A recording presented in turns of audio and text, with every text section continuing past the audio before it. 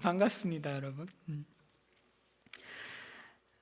여러분, 사사기 9장입니다. 저희 오늘 보실 성경은 사사기 9장 22절 말씀이에요. 구약 성경 377페이지. 제가 봉독하겠습니다. 아비멜렉이 이스라엘을 다스린 지 3년에 아멘. 여러분, 저희는 오늘 아비멜렉 이야기를 기드온 이야기와 비교하면서 좀 살펴보려고 해요. 사사기의 전체 주제를 제가 여러 번 말씀드렸는데 기억나시죠? 사사기의 전체 주제는 사사들의 신앙이 좋아지지 않는 것, 좋아지지 않는 정도가 아니라 지속적으로 나빠지는 것입니다. 우리는 사사들을 통해서 나쁜 신앙이라는 것은 이런 것이고 좋은 신앙이라는 것은 이런 것이구나 라는 것을 알 수 있습니다. 하지만 저희가 오늘 살필 아비멜렉 이야기 6장에서 9장까지는 기드온과 아비멜렉 이야기인데 여기에만 국한하면 하나님의 세상과 바알의 세상의 차이를 다루는 성경이라고 할 수 있어요. 오늘 저희가 뭘 볼 거냐 하면 하나님의 나라와 바알의 나라, 우상의 나라가 얼마나 다른지를 살펴보겠습니다. 기드온은 여호와 신앙의 대표자고요. 아비멜렉은 바알 신앙의 대표자입니다. 그래서 이 둘의 차이점을 살피면 이 두 나라가 어떠한 차이점이 있는지를 잘 알 수 있는 거죠. 자, 오늘 이야기 이제 배경이 되는 구절은 8장 30절 31절 말씀이에요. 8장 30절 31절 말씀. 기드온의 말년입니다. 기드온의 말년. 기드온이 아내가 많았어요. 아내가 많음으로 그의 몸에서 낳은 아들이 70명이었고 여러분, 아들만 70명인 거예요. 딸도 있었을 테니까 수백 명을 낳은 거죠. 수백 명을 낳았습니다. 그리고 세겜에 있는 그의 첩도 있었다고 해요. 첩도 있었습니다. 그 첩이 아들을 낳았어요. 그리고 그 이름을 아비멜렉이라 하였습니다. 기드온의 말년은 좋지 않았어요. 그래서 정욕을 따라서 많은 자식을 낳았습니다. 왕처럼 살았죠. 왕처럼 살았고 그 가운데에서 아비멜렉이라는 서자를 낳았습니다. 자, 오늘 이야기는 이제 이런 배경에서 시작하는 거예요. 어차피 제가 설명을 해야 됐었기 때문에 이 구절을 보여드린 거고 오늘 말씀은 9장 2절에서 시작합니다. 9장 2절. 여룻바알의 아들 70명이 세겜으로 와서 아비멜렉이 세겜으로 와서요 이렇게 이야기합니다. 여룻바알의 아들 70명이 다 너희를 다스림과 한 사람이 너희를 다스림이 어느 것이 너희에게 나으냐? 여룻바알의 아들 70명이 다스린다고 한 적은 없지만 하여튼 다스린다고 한다면 뭐가 더 나을까라고 질문하면서 또 나는 너희와 고륙임을 기억하라 하니 이렇게 이야기합니다. 아비멜렉이 지금 특히 강조하는 게 뭐예요? 혈연이죠. 혈연. 출신 지역을 강조하고 있습니다. 세겜 사람들은 이 말에 넘어갔어요. 그래서 세겜 사람이니까 아비멜렉이 세겜 사람이니까 왕이 되면 좋지 않을까 이런 생각을 한 거죠. 아비멜렉과 세겜 사람들은 이 과정에서 하나님 말씀을 고려하지 않습니다. 그러니까 유익을 생각하는 거죠. 나한테 무엇이 좋은가 이걸 고민하는 거예요. 여러분, 우리 인생은 좋은 선택을 반복하면 좋아져요. 나쁜 선택을 반복하면 나빠져요. 굉장히 어떻게 보면 단순하죠. 사람마다 삶에서 다가오는 문제들과 선택지들을 어떻게 지혜롭게 선택하고 선택하지 말아야 할 것을 거부하고 거절하느냐에 따라서 인생의 질이 결정되는데 그것을 고민하는 데 있어서 하나님의 말씀을 고민하는가 아니면 나의 유익을 고민하는가 이 차이라고 할 수 있습니다. 이 사람들은 혈연을 생각했고 그리고 자신의 유익을 생각한 거죠. 반면에 여러분, 하나님 나라의 대표로 부르심을 받았던 기드온은 어땠어요? 아버지의 제단을 헐었죠. 아버지 집에 있는 바알의 제단을 헐었습니다. 기드온은 혈연을 따지지 않는 거죠. 더 정의롭지 않겠어요? 일반적으로, 그죠? 혈연을 따지지 않고 기드온은 하나님의 말씀이니까 순종한 거죠. 바알의 제단을 허는 자체는 기드온에게 별다른 유익을 주지 못했어요. 그 자체만 놓고 보면 오히려 위험한 일이죠. 아버지와 갈등도 있고 마을 사람들이 와서 죽이겠다고 협박하고 그런 과정이 있었습니다. 그러니까 하나님 나라와 바알의 나라가 이렇게 다르죠. 세상 사람들은 법을 어기거나 남들에게 직접적인 피해를 끼치지 않는다고만 한다면 혈연을 좀 따져도 되죠. 지연을 좀 따져도 되죠. 그러니까 뭐 피해만 안 가면 나에게 가장 좋은 선택을 하는 게 인간이죠. 세상의 문화입니다. 하지만 성경은 그렇지 않아요. 성경은 자신만의 유익을 위해서 어떤 문제에 대해 결정을 내린다면 악수다 이렇게 가르쳐요. 하나님의 영광을 위한 결정이냐, 하나님의 법과 맞는 결정이냐, 이게 중요합니다. 우리는 만약 하나님의 영광을 생각하지 않고 그냥 나의 유익을 생각해서만 움직인다면 결과적으로 나쁜 결정이 된다는 거예요.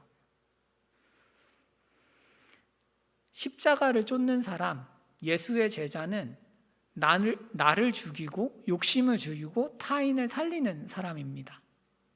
반대로 세상을 쫓는 사람, 욕심을 쫓는 사람은 나를 살리기 위해서 타인을 죽이는 사람이죠.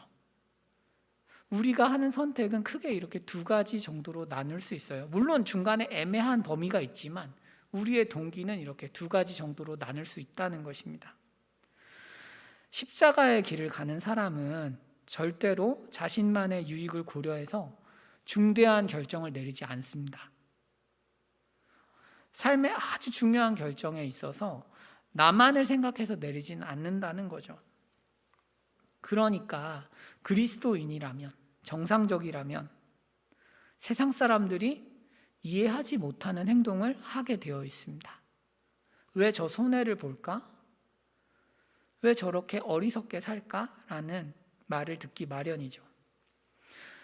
그것에 대한 답은 물론 우리가 예수를 믿기 때문이기도 하지만 그 방법, 하나님의 법대로 사는 것이 가장 좋은 길이기 때문에 그런 것도 있어요. 여러분, 세상 사람들이 세상의 가치를 따라서 산다고 해서 세상의 가치를 얻을 수 있는 건 아닙니다. 가장 좋은 것들을 얻을 수 있는 것도 아니에요. 하지만 우리는 그것들을 추구하지 않지만 하나님을 추구하면 우리가 그들의 종이 되지 않고 우리가 돈과 명예와 권력을 종으로 부리면서 사는 위치에 하나님이 우리를 두시는 거죠. 다른 것입니다. 잘못된 결정은 악을 낳고 공동체에 필연적으로 재앙을 가져오기 마련입니다. 꼭 공동체만이 아니라 개인에게도 말이에요. 세겜 사람들 보시죠. 세겜 사람들 9장 4절입니다. 세겜 사람들은 이제 아비멜렉을 데리고 바알브릿으로 가요. 여러분, 바알브릿이라는 것은 브릿은 여기서 베리트라는 단어인데 언약이라는 뜻이에요. 바알과 언약을 맺는 신전이에요. 바알과 언약을 맺는 신전에 데려간 거예요. 왜? 지금 아비멜렉에게 바알과 언약을 맺으라는 거예요. 바알과 뭘 언약을 어떻게 맺을 거냐? 은 70개를 주면서 이 돈으로 여룻바알의 아들 70명을 다 죽이면 그때는 네가 왕이 되면 좋겠어. 정말 바알을 향해서 진심이야? 뭐 이렇게 질문한 거죠. 제대로 언약을 맺자. 70명을 다 죽이면 우리가 너를 왕으로 삼아줄게 라고 이야기를 한 것입니다. 그래서 세겜 사람들의 기대대로 아비멜렉이 다 죽였어요. 방탕하고 경박한 사람들을 고용해서 70명의 아들을 다 죽였습니다. 이 사건만 놓고 보면 여러분 아비멜렉이란 인물은 생각보다 능력이 있죠.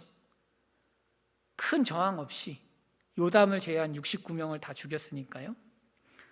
그래서 그 결과 어떻게 됐는가? 6절입니다. 6절.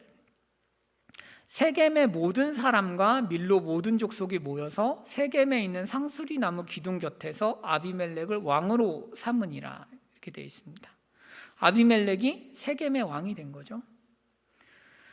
여러분 본래 이 세겜이라는 곳은 여호수아서에 보면 여호수아가 하나님과 언약을 갱신했던 공간입니다. 한번 다음 보실까요? 여호수아서 24장 26절인데요. 이렇게 되어 있습니다. 여호수아가 이 모든 말씀을 하나님의 율법책에 기록하고 큰 돌을 가져다가 거기 여호와의 성소 곁에 있는 상수리 나무 아래에 세우고, 둘 다 아비멜렉도 여호수아도 상수리 나무 아래에서, 지금 세겜 땅 상수리 나무 아래에서 언약을 갱신한 거예요.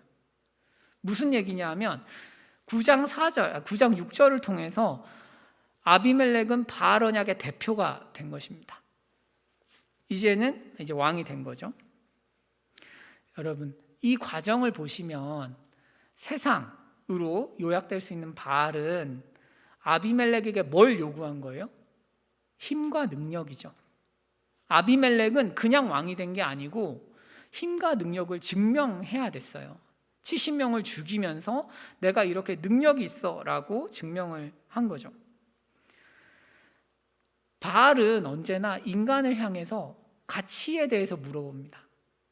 얼마나 네가 가치 있고 능력이 있어? 너 쓸모 있어? 아주 강한 목소리로 우리 삶을 압박하죠. 여러분들이 어디에 계시든 마찬가지죠. 어느 조직에 계시든 세상에 있으면서 회사 생활을 하시면 회사 내에서 과연 내가 여기에서 능력이 있는 존재인가? 압박을 당하게 되고, 학교에서도 마찬가지죠. 여러 가지로 바알은 계속 사람을 압박합니다. 너는 얼마나 쓸모 있냐? 네 연봉 얼마야? 너 학점 얼마야? 너 직장 어디야? 계속 압박하는 거죠. 그리고 이 자체로 폭력적인 질문이 맞아요. 그런데 이 폭력적인 질문을 아이러니하게도 너무나 많은 분들이 그대로 받아서 대답하기에 힘쓰죠. 나 사실 이런 사람이야. 나 연봉 한 3천만 원짜리 사람인데 라고 대답을 계속 하고 있는 거죠. 그게 바알의 세상인 거예요. 그러면서 좌절하고 절망하고 최선을 다해서 살고 노력하지만 끝이 없는 싸움을 하고 있습니다. 경쟁에서 이기기란 정말 어렵거든요. 그렇죠? 여러분, 죄로 타락하기 전에 사람은요 이렇게 살지 않았습니다. 이유가 간단한데 생각해 보세요. 여러분, 사랑이라는 걸 하면 어때요? 내 가치를 증명하기 위해서 애를 씁니까? 사랑하는 사람이? 그렇지 않죠. 아담은 하나님과 친밀한 교제를 했고 사랑했단 말이에요. 사랑이라는 것은 그 안에서 만족을 누리게 되어 있습니다. 이미 충분히 나의 가치를 인정받고 있는 상황인 거예요. 사랑이라는 건 내가 누군가를 사랑하고 사랑받는다는 것은 서로의 가치를 인정하고 축복하고 그 안에서 어떤 즐거움을 누리고 있기 때문에 다른 곳에 가서 내 가치를 증명할 필요가 없죠. 하나님과의 관계가 끊어진 사람은 그래서 어떤 형태를 보이냐 하면 그 안에서 만족감이 없기 때문에 하나님과의 관계에서 만족감이 없고, 그래서 뭔가 자신의 삶의 의미와 가치는 증명을 해야겠고, 그러니까 세상의 것들로 자신을 증명하려는 그런 일들을 계속하게 되어 있습니다. 사랑을 충분히 받는 사람은 자신의 가치를 애써서 증명하려고 하지 않아요. 내가 이만큼 대단한 사람이다 얘기할 필요가 없어요. 왜? 나를 사랑하는 분이 대단하니까요. 나를 사랑하는 분이 너무 대단하기 때문에 이런 대단한 분이, 대단한 하나님이 나를 사랑하신다는 거는 이미 내가 대단하다는 이야기죠. 그래서 그 사랑에 압도되고 그 사랑을 경험하기 때문에 자신의 가치를 증명하려고 애를 쓰지 않습니다. 여러분, 혹시 우리가 요즘 우리 삶에서 내 삶의 의미와 이유, 또 목적, 가치 이런 것들을 찾기 위해서 너무 애쓰고 있다면 하나님이 부재하신 것일 수 있습니다. 물론 하나님 우리와 항상 함께 하시지만 내 입장에서 믿음이 없다는 이야기죠. 뭔가 영적인 컨디션이 떨어지면 사람은 꼭 뭘 안 하는 게 아니라 더 열심히 하는 방향으로도 인생을 살아갈 수 있거든요. 이게 이제 바알의 나라라면 기드온은 다르죠? 여러분, 기드온 같은 경우는 자신의 능력을 증명해서 지도자가 된 적이 없어요. 그냥 하나님이 부르시는 거죠. 능력을 증명하는 세상이 아니에요. 하나님 나라는 하나님을 믿는 나라예요. 내가 더 뛰어나져야 되는 게 아니고 하나님을 잘 믿어야 하는 나라죠. 그래서 기드온은 세상이 하지 못하는 방식으로 승리를 해요. 32,000명을 모아놓고 300명만 남겨요. 많으면 이긴다가 아니라 하나님께 순종하면 이긴다라는 생각이 분명한 거죠. 여러분, 말씀 보고 하시면 여러분 인생 좋아져요. 이깁니다. 미디안이라는 대적을 이길 수 있어요. 내 삶에 어려운 적들을 기도와 말씀으로 이길 수 있어요. 순종할 수 없던 것을 순종하게 되고, 욕심내던 것들을 욕심을 내려놓게 되고, 좋은 선택을 할 수 있게 바뀌어요, 사람이. 그렇게 구원이 오는 거죠. 여러분, 아비멜렉은 그런 세상에서 살아요. 바알의 흉폭한 세상에서 살고, 기드온은 하나님의 자비로운 세상에서 삽니다.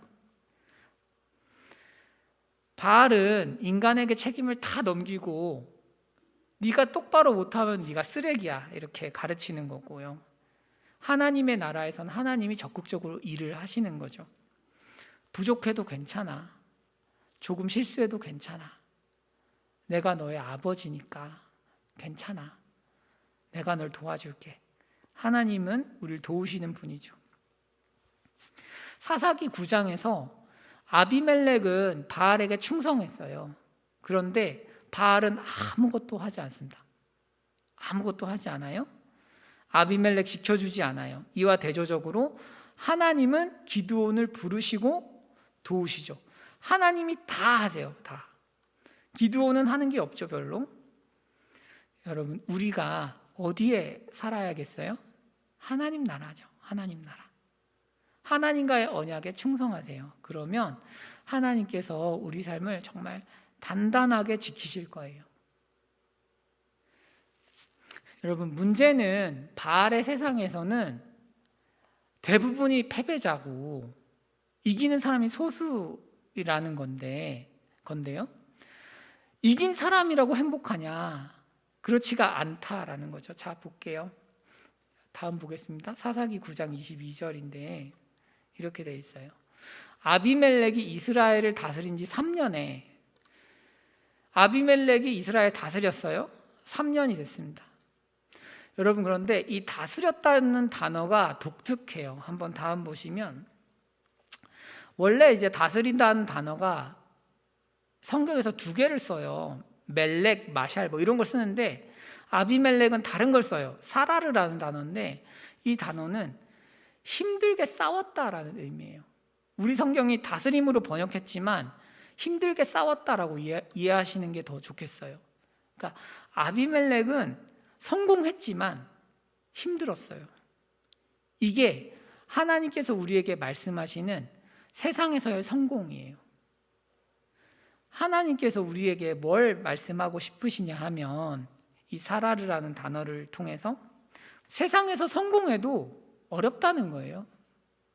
경쟁을 계속 이겨나가는 것 어렵고 한 번 이겨서 좀 대박을 쳐서 내가 생각하는 것보다 더 좋은 지위에 올라가더라도 어렵다는 거죠. 어렵다. 세상에서 너가 사는 게 어렵다. 높은 자리에 갈수록 책임이 커지고 통제할 수 없는 일들은 너무 많다. 그러니까 너는 갈수록 스트레스를 받을 거다. 이게 하나님의 가르침인 거죠. 하나님을 떠나서 하나님의 법과 하나님의 사람과 하나님의 공동체를 다 희생해 가면서 설령 네가 어떤 성공을 하더라도 그 끝에는 좋은 게 없다는 거예요. 평안이 없다. 세상에서 다 이겨서 1인자가 되고 어떤 위치에 올라가더라도 힘겨운 삶이 지속될 뿐이다 라고 가르칩니다. 여러분, 경쟁을 이겨서 끝나는 게 아니에요. 경쟁을 이긴 이후에는 경쟁을 또 이겨야 돼요. 더 어려운 경쟁을 이겨야 되죠. 사업이 확장될수록 고려해야 될 게 많아지고 더 어려워집니다. 이렇게 높은 자리에 올라갈수록 통제할 수 없는 일들이 많아지고 하나님께서 그래서 심판하시는 시즌이 오면 이 통제할 수 없는 영역에서 문제가 생기죠. 여러분, 하나님께서는 아비멜렉이 이제 문제를 일으켰기 때문에 70명을 다 죽였잖아요. 그래서 아비멜렉을 심판하십니다. 어떻게 하냐면 악한 영을 보내세요. 다음 보실게요. 23절. 하나님이 아비멜렉과 세겜 사람들 사이에 악한 영을 보내심에 세겜 사람들이 아비멜렉을 배반하였습니다. 그 다음도 볼게요. 이제 그리고 또 하나 사건이 터지는데 가알이라는 사람이 등장해서 아비멜렉을 막 욕하기 시작합니다. 아비멜렉이 누구야? 막 이러면서 욕하기 시작해요. 여러분, 이 두 사건은 아비멜렉 입장에서는 아무 인과성이 없는 사건이에요. 갑자기 이런 일이 왜 발생하는지를 알 수가 없습니다. 성경은 세겜 사람들과 아비멜렉이 싸워서 세겜 사람들이 기분이 나빴거나 배반했다고 쓰지 않고 그냥이에요. 그냥. 우리는 성경으로 보니까 하나님이 일하셨구나라는 걸 알고 보죠. 그러니까 세겜 사람들이 배반한 게 이해가 가요. 그런데 아비멜렉 입장에서는 세겜 사람들이 배반하는 게 굉장히 이상한 일인 거죠. 그리고 가알이라는 사람이 등장해서 갑자기 막 아비멜렉을 비판하는 것도 있을 수 없는 일인 거예요. 뜬금없는 일이 통제할 수 없는 영역에서 두 가지가 연달아서 일어났습니다. 반면 여러분, 하나님 말씀을 따라서 하나님을 섬긴 기드온은 어떨까요? 사사기 7장 22절인데요. 이것 역시도 아무 인과성이 없는 일이 하나 벌어져요. 300명이 나팔을 불 때에 여호와께서 그 온 진영에서 친구끼리 칼로 치게 하심으로 적군이 도망하여. 여러분, 이 사건도 이해가 가지 않는 사건이죠. 하나님이라는 존재를 빼고 보면 있을 수 없는 일인 거예요. 인과성이 없어요. 아비멜렉도 기드온도 인과성이 없는 일들을 경험하는데 아비멜렉은 어떤 일을 경험해요? 나쁜 일이요. 기드온은요? 좋은 일이요. 하나님을 믿는 것과 세상의 가치를 따라 사는 것은 이렇게 차이가 있어요. 세상의 가치를 따라서 살 때는 여러분 어떠냐 하면 잘 되다가 결정적인 순간에 아무 도움이 없어요. 하나님을 믿는 삶은 평소엔 도움이 없는 것 같은데 결정적인 순간에 도움이 있어요. 이 차이가 있어요, 여러분. 이거는 경험으로 제가 아는 건데 제가 여러분들도 아시는 분이 계실 거라 생각해요. 경험적으로. 그런데 그렇습니다. 하나님을 믿으면 뭐가 좋냐? 평소에도 하나님 물론 일하시지만 일하시는 걸 평소에 못 느껴요. 그런데 하나님께 충성하고 교회 잘 섬기시던 분들은 뭔가 결정적인 순간에 망하지 않아요. 이거 망할 것 같은데? 하는데 그 순간에 하나님의 구원이 있어요. 그런데 세상에서 잘 나가요. 교회 떠났어요. 잘 나가다가 한순간에 망하는 경우는 굉장히 많아요. 차이가 있습니다. 왜 그럴까요? 하나님이 살아계시기 때문이에요. 여러분, 우리가 예수 믿을 때 이거를 깊이 기억하셔야 돼요. 하나님은 살아계세요. 하나님은 움직임이 없는 분이 아니에요. 살아계셔서 우리 삶을 정말 하나하나 다 간섭하세요.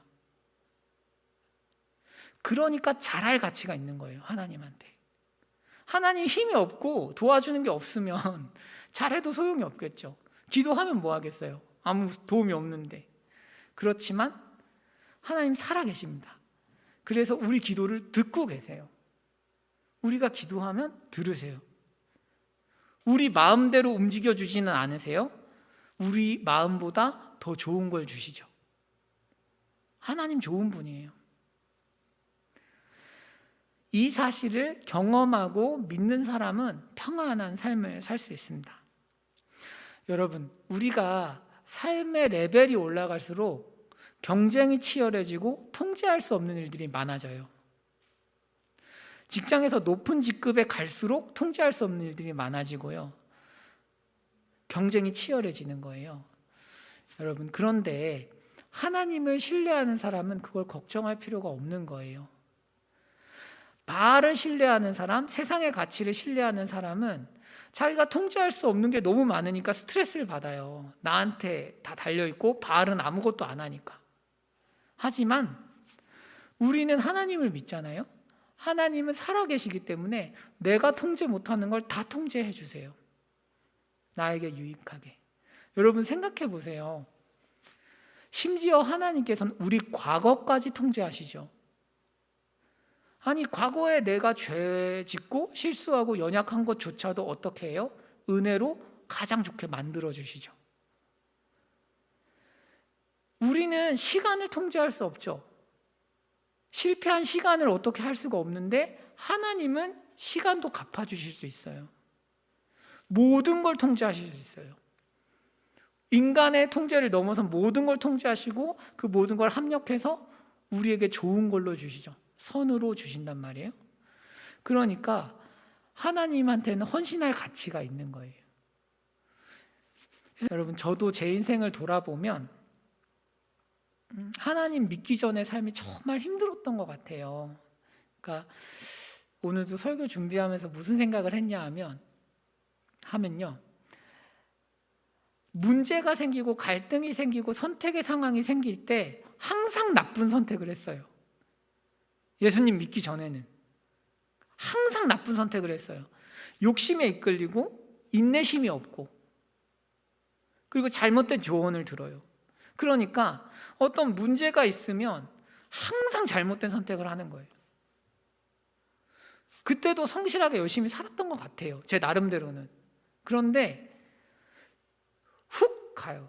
이게 여러분 잘못된 선택이 3번만 반복되잖아요. 인생이 한 1년, 2년씩 밀려요. 그런데 예수님을 믿는 삶이 왜 좋냐 하면 인내심이 생겨요. 기이한 도우심이 있어요. 이거 못 참겠는데 참아줘요. 갑자기 말씀이 들려요. 위기의 상황에서. 그리고 하나님 일하세요. 욕심을 부려야 되는데 욕심이 꺾여요. 때로는. 하나님의 도우심이 있어요. 그러면서 인생의 어떤 큰 문제들 앞에서 크게 실수하지 않아요. 하나님과 언약에 충성하는 사람들의 특징이에요. 그게. 자신의 힘으로는 인생이 조금 어려울 수 있는데 하나님께서 망하지 않게 이렇게 도와주세요. 그래서 문제를 잘 풀어가는 거죠. 저도 몇 가지 도우심이 있어서 여러분들한테 간증하고 마치려고 하는데요. 제가 신대원 갈 때였어요. 신대원 갈 때 시험은 치고 돈은 없었어요. 등록금 내라고 하고. 돈 내야 되는데 그 등록금 내는 과정에서 참 많이 도우심이 있었어요. 한 400만 원 내야 됐나 그런데요. 반은 교회에서 갑자기 규정이 바뀌어서 저한테 준다는 거예요. 원래 대학생밖에 안 주는데 대학원생을 올해부터 주기로 했다. 그래서 돈을 받았어요. 그리고 제가 가르치던 이제 자매가 퇴직하면서 퇴직금 줬어요. 저한테 헌금했어요. 저한테. 그래서 또 돈 채워지고 또 마지막으로는 저 다니던 대학교에서 한 학기 쓰고 돈이 남았대요. 그래서 저한테 장학금 줬어요. 그래서 등록금 내고 돈이 남았어요. 그렇게 뭐 부족하지 않았어요. 그리고 이제 신대원 다니다가 성은교회 왔잖아요. 우리 교회 왔는데 저는 여기 와서 하나님 정말 살아계시는구나 이런 생각 많이 했어요. 저는 말씀을 가르치는 사람이 되고 싶었어요. 부교역자들은 말씀 가르칠 기회가 많이 없어요. 업무, 행정 일을 많이 하시죠. 그러니까 담임 목사님 보조를 하니까 담임 목사님이 마음 놓고 목회하실 수 있게 행정적인 보조를 하는 게 원래 제 일이에요. 그런데 저희는 오니까 정동배 집사님이 행정간사로 계시죠. 이런 교회가 별로 없어요. 거의 없어요. 이 사이즈에. 그래서 정동배 집사님이 이제 행정 재반 업무를 하시니까 제가 여러분들하고 뭐 성도님들 가르치는데 집중할 수 있는 거예요. 그러니까 하나님께서 저한테 가장 적합한 곳에 이렇게 보내시는 거죠. 그래서 제가 그런 생각을 해요. 진짜 정동배 집사님한테 너무 감사하다. 담임 목사님한테도 너무 감사하지만 정동배 집사님 덕분에 많이 집중할 수 있어서 너무 감사했죠. 그리고 여러분들도 사실은 여러분들 보면서도 하나님 살아계셔서 참 좋은 청년들 만나게 해주셨다 이런 생각도 들어요. 진심입니다, 여러분. 거짓말이 아니고 진심이에요, 진심. 제가 옆에서 보면 여러분들처럼 착한 청년 별로 없어요. 그래서 너무 감사하죠. 하나님 살아계셔서 그런 것 같아요. 결혼할 때 집도 여러분 전도사가 방 3개짜리 집을 신축으로 구한다. 아파트 쉽지 않습니다. 기도해서 제가 받았어요.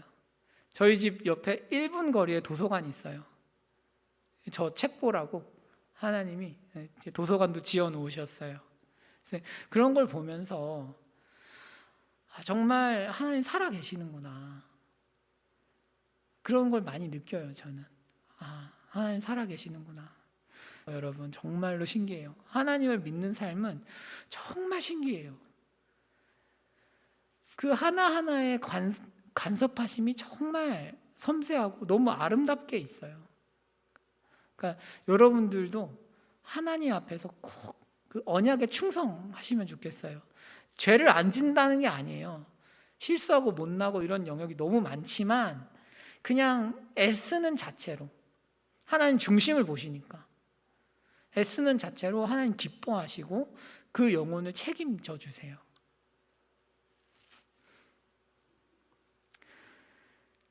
여러분, 하나님을 잘 믿는 것이 세상에서 성공하는 것보다 낫다 이렇게 말씀을 드리면 어떤 분들이 이렇게 생각하세요.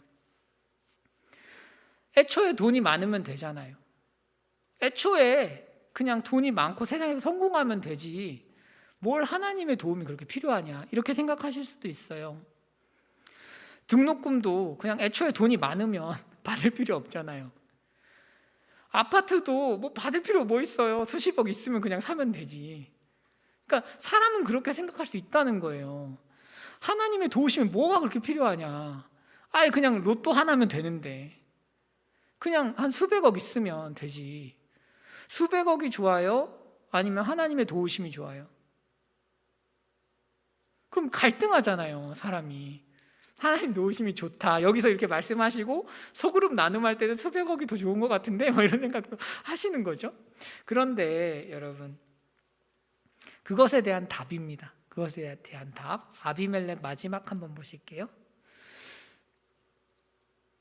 한 여인이 맷돌 윗짝을 아비멜렉의 머리 위에 내려 던져 그의 두개골을 깨트리니 아비멜렉이 죽었어요.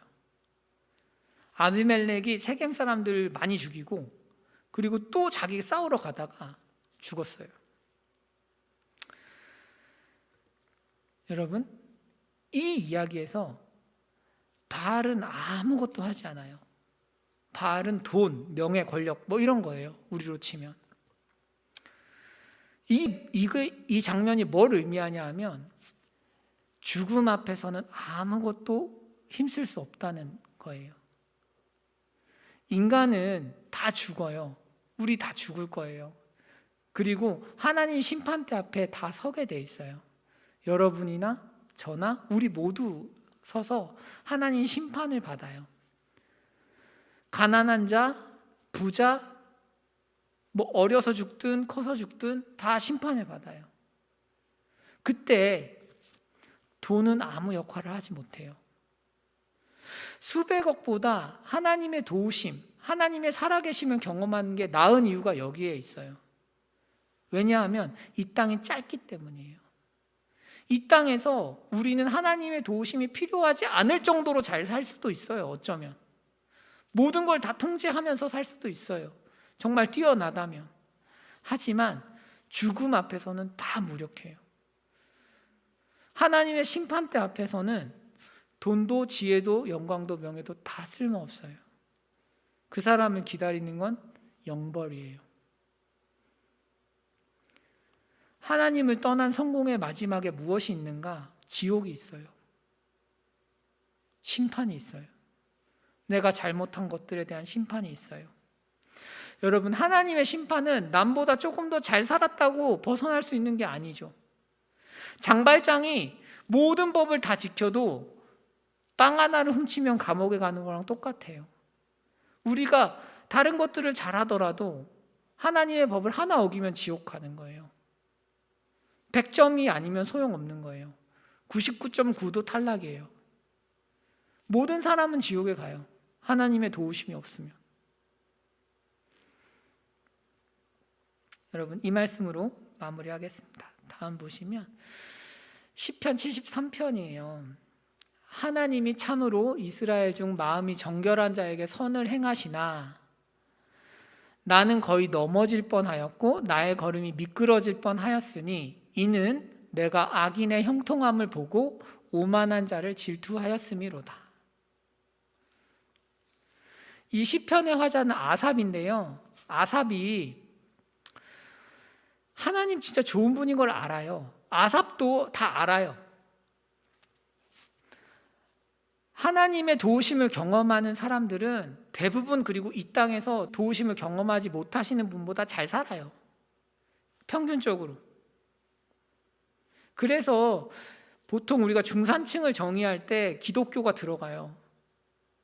보통 그래요. 미국 같은 경우는 중산층을 정의할 때 기독교가 들어가요. 신앙이 들어가요.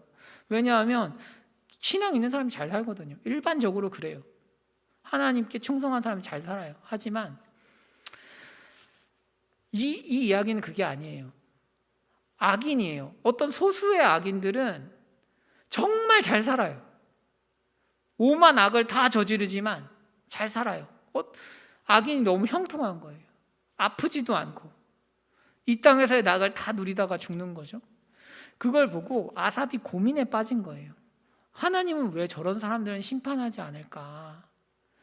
왜 어떤 의인은 고생만 하다 죽는데 왜 저런 사람은 내버려 둘까? 고민을 합니다. 그러다가 성전에 가게 돼요. 다음 보실까요? 하나님의 성전에 가서 아삽이 깨달아요. 하나님의 성소에 들어갈 때에야 그들의 종말을 내가 깨달았나이다. 주께서 참으로 그들을 미끄러운 곳에 두시며 파멸에 던지시니. 살아계신 하나님의 손길이 언제 잘 드러나요? 죽을 때요. 죽을 때. 종말의 때예요.